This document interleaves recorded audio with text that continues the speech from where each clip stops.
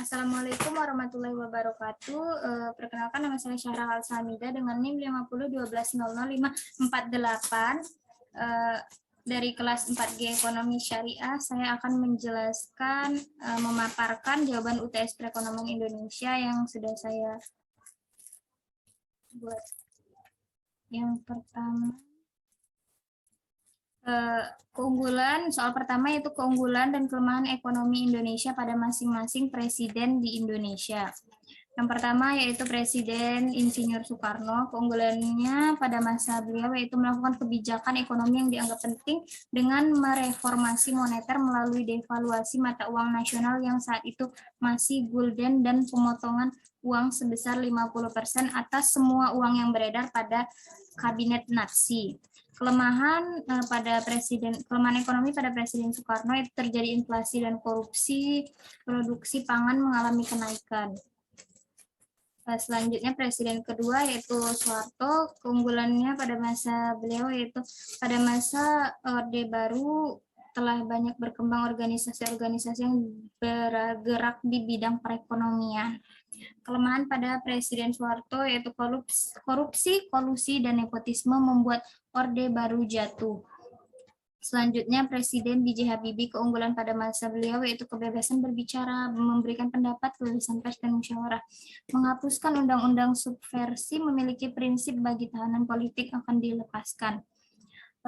Selanjutnya kelemahan pada Presiden B.J. Habibie, krisis moneter pada usaha kecil dan menengah. Presiden selanjutnya yaitu Abdurrahman Wahid. Keunggulan pada masa beliau yaitu berani bersikap dan tegas juga pada sektor-sektor ekonomi. Kelemahan pada Presiden Abdurrahman Wahid yaitu tekanan kenaikan harga menjadi lebih besar dengan adanya kebijakan pemerintah untuk mengurangi berbagai subsidi guna mendorong pembentukan harga berdasarkan mekanisme pasar serta kebijakan untuk meningkatkan kesejahteraan pegawai negeri sipil. Presiden selanjutnya yaitu Megawati. Keunggulan pada masa beliau yaitu berhasil menurunkan inflasi, menurunkan suku bunga, menguatkan rupiah. Kelemahannya yaitu kenaikan harga BBM, krisis ekonomi nasional. Keunggulan pada presiden selanjutnya yaitu Susilo Bambang Yudhoyono. Perekonomian terus tumbuh. Cadangan devisa pada tahun 2008 sebesar 51 miliar US dollar, tertinggi sepanjang sejarah. Kelemahan pada Presiden SBY yaitu harga BBM termahal sepanjang sejarah Indonesia yaitu mencapai Rp6.000 per liter. Presiden terakhir yaitu Presiden Joko Widodo. Keunggulannya peningkatan PDB, peningkatan konsumsi, ekspor neto meningkat. Kelemahan pada Presiden Jokowi yaitu perekonomian mengalami penurunan signifikan dikarenakan sejak Maret 2020 muncul pandemi COVID-19 yang berdampak pada semua sektor ekonomi. Lanjut ke soal kedua, yaitu review buku Perekonomian Indonesia. Berikut cover bukunya yang berjudul Perekonomian dan Bisnis Indonesia dengan penulis sebagai berikut. Setelah itu ada daftar isi yang berisi kata pengantar, daftar isi, daftar gambar, daftar tabel, dan bab 1 sampai dengan bab 12. Setelah itu ada daftar pustaka.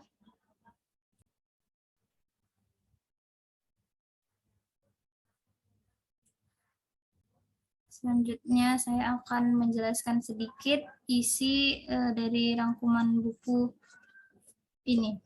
Buku berjudul Perekonomian dan Bisnis Indonesia ini berisi tentang perekonomian dan bisnis sebagai dua sisi mata uang yang tidak dapat dipisahkan dalam proses pembangunan ekonomi sebagai upaya dalam menciptakan stabilitas keuangan suatu negara. Hubungan keduanya dieratkan melalui peran sektor pemerintah dan sektor perbankan.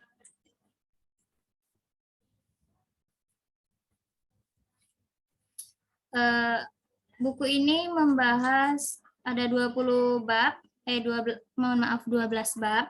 Bab 1 yang berjudul Perekonomian Indonesia. Perekonomian Indonesia menggeliat melalui aktivitas keuangan dan bisnis yang terus berkembang dari masa ke masa. Di bab 2 berjudul Sejarah Perkembangan Perekonomian Indonesia. Di masa prakolonial, pelayaran niaga lah yang cenderung lebih dominan. Namun dapat dikatakan bahwa di Indonesia secara keseluruhan pertanian dan perniagaan sangat berpengaruh dalam perkembangan perekonomian di Indonesia. Kemudian bab 3 yang berjudul Pendapatan Nasional dan Transformasi Struktur Ekonomi. Pendapatan nasional merupakan suatu indikator perekonomian negara untuk memperoleh gambaran tentang perekonomian yang telah dicapai. Data pendapatan nasional yang diperoleh dapat digunakan untuk membuat perkiraan tentang perekonomian negara tersebut. Kemudian pada bab 4 dengan judul Sumber Daya Manusia Indonesia, sumber daya manusia merupakan faktor yang terpenting dalam pertumbuhan ekonomi. Bab 5 dengan judul Kebijakan Moneter dan Kinerja Perbankan Indonesia. Inflasi adalah sasaran utama kebijakan moneter. 4. Kebijakan stabilitas ekonomi makro sebelum krisis anggaran berimbang menghindari hutang dalam negeri dalam membiayai pengeluaran pemerintah. Kemudian pada bab 6 dengan judul Investasi, Utang Luar Negeri, dan Neraca Pembayaran Indonesia. Pembahasan investasi, utang luar negeri, dan neraca pembayaran Indonesia merupakan sebuah topik utama yang sering dibahas dalam perekonomian dan bisnis Indonesia. Dengan mengetahui teori-teori dan perkembangan dari data makroekonomi tersebut, khususnya investasi, utang luar negeri, dan neraca pembayaran Indonesia, membuat para ekonom, investor, maupun masyarakat awam dapat menilai kesehatan perekonomian Indonesia. Bab 7 yang berjudul Sektor Ekonomi Rakyat, Usaha Mikro, Kecil, dan Koperasi di Indonesia, UMKM. Seperti yang kita ketahui, usaha mikro dan kecil atau yang disingkat UMK diatur oleh pemerintah melalui Undang-Undang Republik Indonesia Nomor 20 Tahun 2008 tentang usaha mikro, kecil, dan menengah. Selanjutnya pada bab 8 dengan judul Globalisasi dan Daya Saing Ekonomi Indonesia. Di era globalisasi, perkembangan baru bidang ekonomi menciptakan suasana serta pola hubungan finansial perdagangan, produksi, dan berbagai hubungan ekonomi lain yang sangat berbeda dengan yang dikenal dan dilaksanakan sebelumnya ini. Bab 9 yaitu dengan judul Prospek Perekonomian Indonesia. Indonesia sebagai negara kepulauan memiliki berbagai potensi dan keunggulan yang sangat berharga, dan dari negara berkembang ke arah negara maju, bahkan mampu menjadi peringkat ke-12 pada tahun 2025 dan peringkat ke-8 bab 10 yang berjudul Perkembangan Bisnis dan Industri Kreatif di Indonesia. Mendirikan perusahaan baru bukanlah hal mudah di Indonesia. Berdasarkan laporan peringkat indeks Doing Business 2018 yang diterbitkan Bank Dunia, Indonesia pada saat ini berada di posisi 72 dalam urutan kemudahan mengurus izin mendirikan usaha. Bab 11 dengan judul Karakter dan Tantangan Pariwisata di Indonesia. Indonesia memiliki karakteristik pariwisata berbeda dengan negara lain karena wilayahnya terdiri dari kepulauan yang sangat luas. Potensi ini sangat menarik mengingat setiap daerah memiliki budaya khas dengan kearifan lokal yang berbeda-beda. Sebagai negara kepulauan terbesar Indonesia diberkati dengan sumber daya alam yang melimpah. Selanjutnya bab terakhir dengan judul Keuangan dan Perbankan sebagai aspek penunjang bisnis dan wisata. Perkembangan dunia usaha dewasa ini mengalami perkembangan yang sangat pesat. Hal tersebut seiring dengan perkembangan zaman sehingga mendorong masyarakat mencari dana untuk mendirikan suatu usaha. Sistem keuangan merupakan tatanan perekonomian dalam suatu negara yang berperan melakukan aktivitas dalam berbagai jasa keuangan yang diselenggarakan oleh lembaga keuangan. Itu tadi sedikit pembahasan dari isi buku. Selanjutnya ada daftar pustaka. Di sini dalam buku ini terdapat 237 referensi daftar pustaka. Seperti yang saya tampilkan. Baik, karena sudah selesai, sekian presentasi dari saya. Wassalamualaikum warahmatullahi wabarakatuh.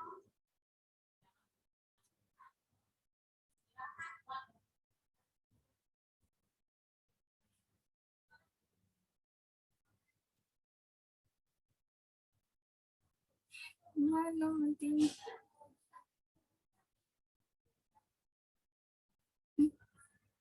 Mana nih?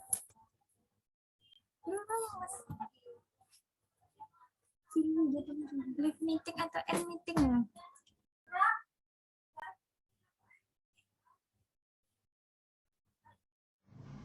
Assalamualaikum warahmatullahi wabarakatuh. Kita lanjut ke pemeriksaan UTS dan tugas perekonomian Indonesia. Berikut mahasiswanya bernama Syahra Kalsa Hamida. Oke, mengumpulkan tugas dan UTS pada tanggal 22 April 2022 pukul 14:38 NIM yang bersangkutan 501-200-548 dari kelas 4G. Coba kita lihat bentuk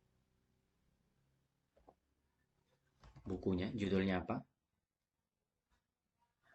Perekonomian dan Bisnis Indonesia. Oke. Ini coba kita cek. Oke.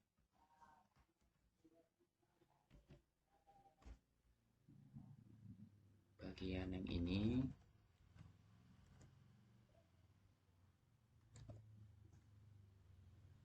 ada berapa halaman kira-kira? Ada 207, sekitar 207 halaman. Kemudian kita cek tugasnya sekitar 207 halaman harusnya. 200-an ya. 200 halaman.